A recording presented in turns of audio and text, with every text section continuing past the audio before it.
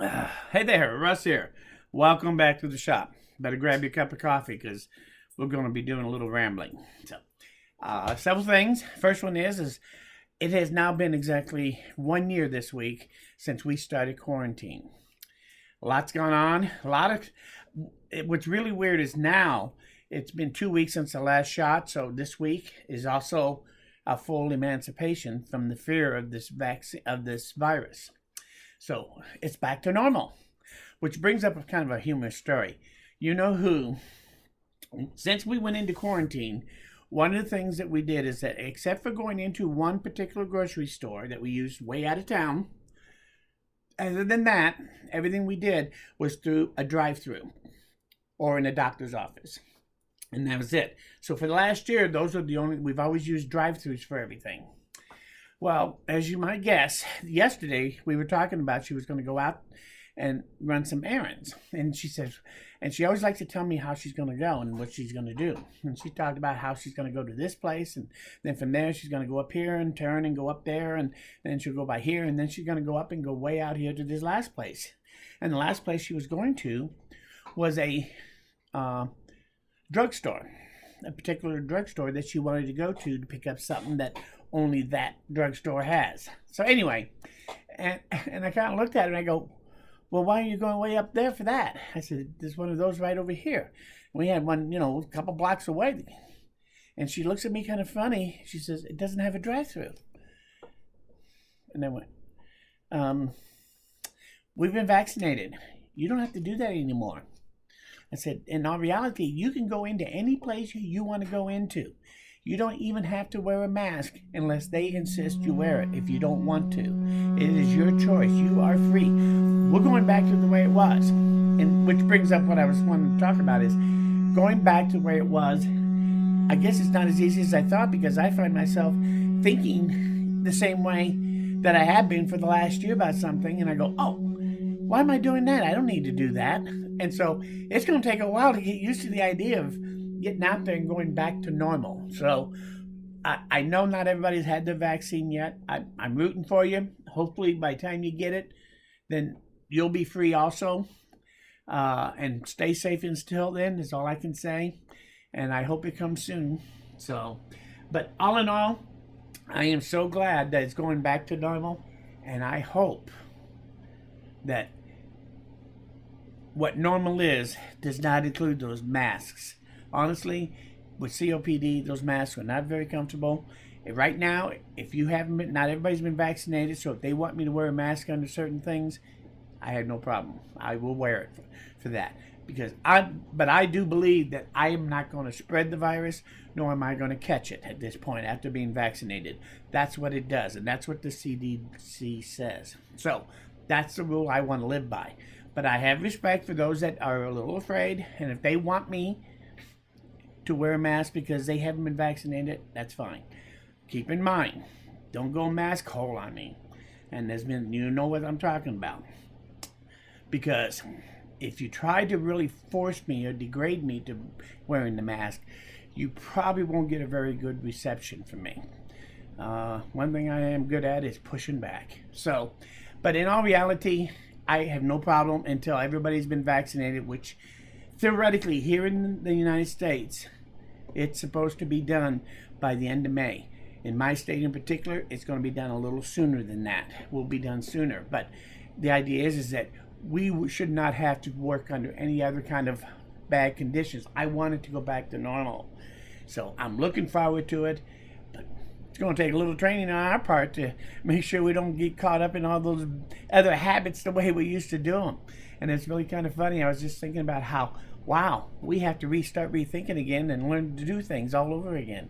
At least some of it. So anyway, I thought that was kind of strange, and I was thinking about getting off of quarantine now and what our life is going to be like. In fact, I told her yesterday when I said, you want to go in any store, you can. And I told her, I said, hey, if you want to ever hug somebody and give them a kiss, now you can do it. Because you don't have to be afraid anymore, and I don't have to be afraid. So anybody out there that wants to give me a handshake, a hug, or a kiss, I'm ready. Just let me know. So, second thing I want to talk about is you know, I have this thing about Ryobi batteries and how I want to do these other projects using the Ryobi battery, making battery packs and different things like that. I found a channel where the guy has done a lot of that type of work. In fact, he's done a couple of projects that I've talked about wanting to do and I haven't done. He beat me to the punch. So, the name of the channel is Serendipity.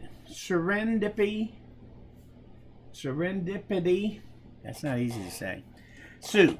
I'll leave a link to the playlist that he has on his channel that has all those Ryobi projects in it, so you can kind of go down through there and pick what you want. If you want to look at his channel, you can do that. I honestly have not looked at anything else on his channel other than that playlist. But if you have any feedback, any thoughts about it after you've watched them, if you want to discuss anything that you see in there, I picked up some ideas that I hadn't thought about. I also realized that I'm on the right path for a lot of things too, because he's done some of those things. So it was a great thing to find. If you're interested in these Ryobi battery projects, there was a good source for you to go find some other things of other people that have done some of that. So check it out. I'll leave a link to that playlist in the description so you'll be able to find it easily. If you have any questions or thoughts, just leave them down below. So the next thing I want to talk about is that the new miter gauge. I was talking about making that fence for it. Well, I kind of put a whammy on that a few days ago. I've redone the fence. It's totally different than the original, and for no number of reasons. So I'm going to go over all that, but that's why I haven't done it yet, is because I'm making accessories for it now. But now I had to start over because this new fence is a lot different than the original fence. So I hope to pretty soon to give you that, and I think it's going to be a great project, and it should give you some really great ideas of how you can make your table saw safer by using only your miter gauge and a little bit of scrap wood mostly in your shop to be able to do all sorts of things on the table saw that you would be afraid to do or couldn't do on the table saw now. So stay tuned. That's still coming. I haven't forgot about it, and we're going to get that done. So I just didn't want to think I forgot it. Lastly, I want to talk about real quick is the slide-in T-nut that I've had them for years, but I haven't really used them for much. But all of a sudden, the light went on here in the last 30 days about these things, and that's when I got into doing those wood knobs and things like that more, and realized that actually I like these better than the regular T-nut. Let me show you what I'm talking about here. On the regular T-nut is this little round thing with the 3 prongs. They're threaded here with the sleeve that goes down into the wood, and then the splines. We've all used them, and you pound them into place. These can have their drawbacks, and you know it and I know it, but they've been okay. But I have actually realized since then, these will do work. Any place I want to use that, I can use these. And these in particular, this is the ones I just bought the other day, and I wanted to actually tell you a little bit about these because these are different than any slide-in T-nut that I've ever bought. And I'll leave a source. I bought these off of Amazon. They're about 72 cents a piece is what they cost me with shipping. So they're in the same price range as what these things cost. But I actually like these better, and these in particular because of the dimension of it. This thing is 0.813 from end to end. So the ones I showed you originally were right at an inch long. These are actually just a hair over 3/4 of an inch. That is one of the reasons why I like this one better. It works just like the 1-inch ones do on, if I make my own slide, this will not turn in that slide because that's only 5/8 inch wide. This is over 3/4. So it still won't turn, and you get it. So I can use these as T-bolts and T-nuts on a shop-made T-track using that Amana tool. So, and that's one thing why I like these better than even the 1-inch ones. The other thing is that if you look at these up close, you'll see the 2 bumps, those little recessed areas.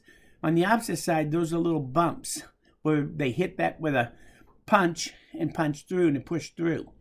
Those are perfect to drill out with a small drill bit, and you can put a small screw in there so you can actually attach this quickly in something using mechanical hardware if you wanted to, instead of trying to put it in place with epoxy or with CA glue or something like that. So you have that option to drill holes. So it gives you a nice little lineup to be able to drill holes into it.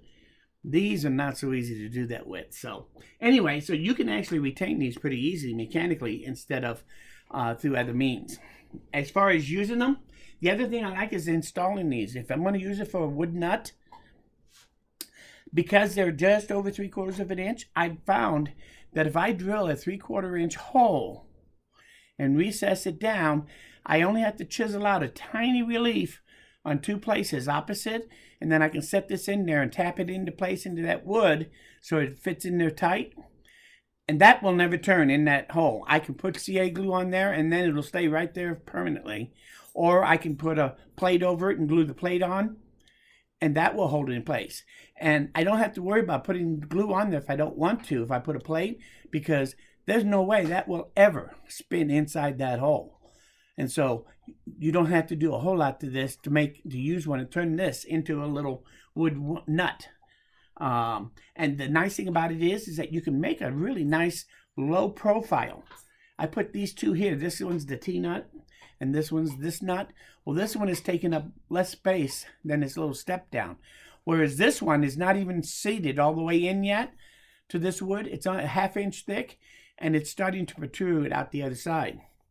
It means that your thickness of your wood for using these is a lot different than what you can put it on this. So I can actually make a very low profile knob using those slide in T-nuts as my threaded mechanism and cut this to any shape. In fact, I'm going to take, and I'll show you when I get them done, I'm going to make some knurl knobs because I think a nice little knurl knobs would be very cool to have. Very small, very low profile, and you can do that with these. You can't do that with these. So not only can you make some nice wood knobs, but you actually can make some nice little small knurl knobs with that too, which is a handy thing to have around. So I'm going to make some of those to give you some ideas of how to make them so you can make them easy, because one thing you don't want to do is have to do a lot of sanding and a lot of work to make something if you can help it.